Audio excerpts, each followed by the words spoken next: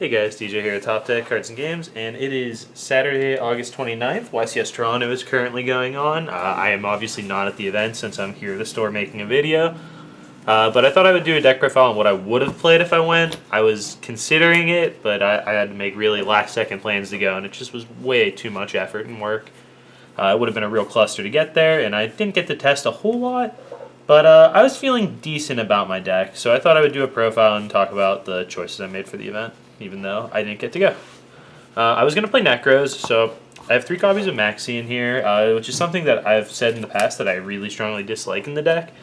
But DA is super prevalent right now, as well as just a ton of rogue decks at the start of the format, like always. People don't immediately fall in just playing the best decks, even though it's pretty apparent a lot of the time what they are, and Maxi is just great against every other deck, and decent in the mirror. Certainly not great. It was actually at its best last format when your opponent was going for Jin, so you would get more draws to find it out to the lock. When you're just grinding mirrors with like attack, Valk, you get a lot less value out of Maxi, since you're going to have to discard down at the end of every turn, but it does help you sculpt your hand a little better. Then we have our 6 copies of Jews, 3 Manju, 3 Senju. If I could play a 7th, I would. I tested a bunch of cards in that slot as sort of a 7th, including playing Mathematicians, playing a Gishki Chain.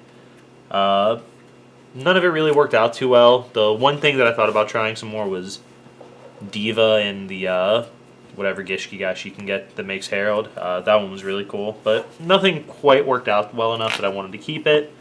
So there's some things I'm going to talk about in here like that I think someone this weekend might find an answer to that's playing in Toronto who devoted a lot more time to testing and tweaking their decks and stuff. But if not, just take these as some starting points to you guys for trying to evolve the deck going forward. Like I said, I would have loved to have a 7th one of these guys. But there was not any card that filled that spot well enough in my eyes. On our Necros monsters, we have 3 Valks. I do think that the mirror will be a super important matchup, and I didn't want to sign up without 3 of these in my main board. It's just such an important card in that matchup. You don't need 3 in any other matchup, really, but they're just so key there that I wanted to play 3 copies.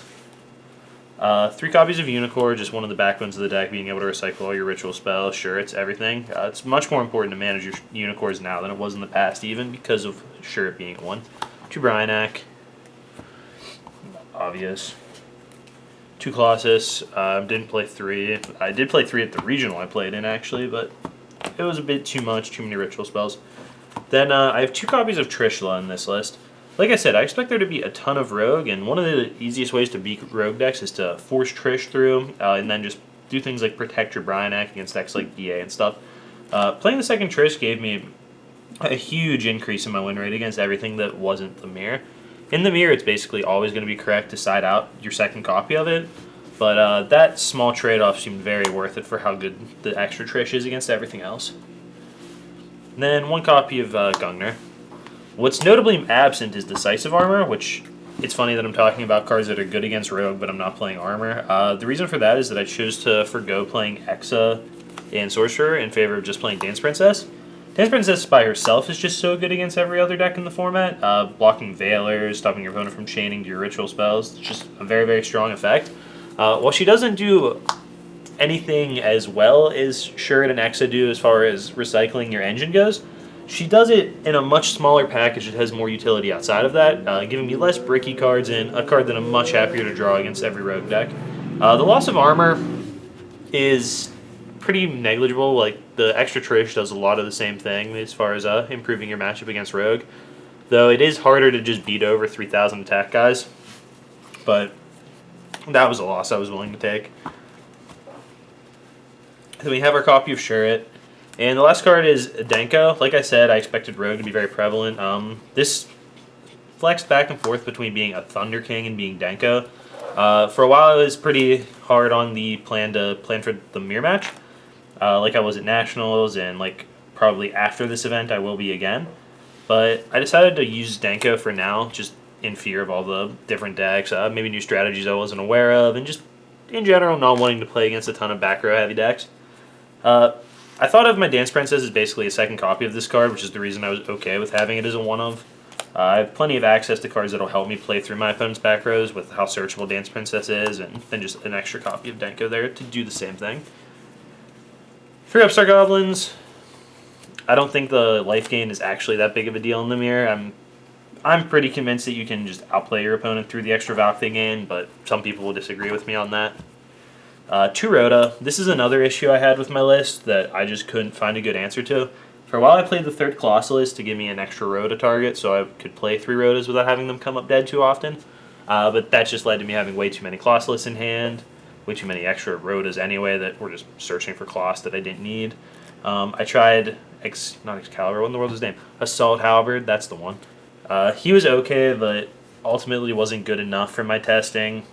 So the big issue I had actually was I really, really wanted to play 3 Rhoda because you really want to find Shuret, but there wasn't a 4th Rhoda target that I wanted to play, which made things just way too awkward to use 3 copies of it, and again, that's something that someone probably solved this weekend. Then ritual spells, we have 2 Cycle, 2 Kaleidoscope, and 2 Mirror. Same ratios as before. I didn't want a 7th ritual spell. I figured that preparation was enough. Plus I'm playing Jars of Avarice, which will get me there. I also played Book of Moon. Book's great against Burning Abyss. It's great in the mirror to help you swing through Valks, and it just does everything you could ever ask of a card. Just one of the best designed cards in the game. Then we have 2 Jar of Avarice.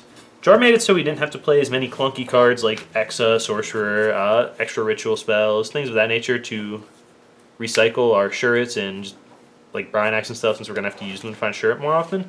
Jar just does that all on its own without being really a poor card. It's a card I don't mind setting in the mirror ever, since I'm just going to flip it up. It's never going to get trished. It does make my opponent's MSTs live if they set them, which is one struggle. Game 1 against decks that would be maining Typhoon. But in the mirror, they're not going to set Typhoon. Decks like BA aren't going to play Typhoon. Decks like Teller are going to play Typhoon. Cosmo probably won't play Typhoon. I don't know. So it just seems super safe to me right now. That could change in the future, but right now Jar is just so good. It helps you grind so well against really slow-paced decks. Like Shadal and BA matchups, you guys can really grind through a lot of your resources, and it can almost come down to who manages their resources better, same with the mirror. And Jar just gives you such a boost in that department, being able to slam 3 ritual monsters, 2 ritual monsters, 2 ritual spells, and a Shuret back in your deck. Gives you so much more mileage. For the extra deck, I was wrong. Every time I said Dragon Master Knight was the coolest level 12, it's Armitile. I'm dumb. Then we have a Star Eater and 2 Herald of the Arclights for our Kaleidoscope targets. Then a pile of rank 4s. There's 2 Daigusto Emeralds in here. Almost certainly not necessary, but I did like playing 2 just to have the extra option to Valk 1 away turn 1 without feeling bad about it. Then I have Diamond Crab, Giant Hand, Exiton, Cowboy, Rhapsody, Direwolf, Castell, Dweller, and then Masquerade.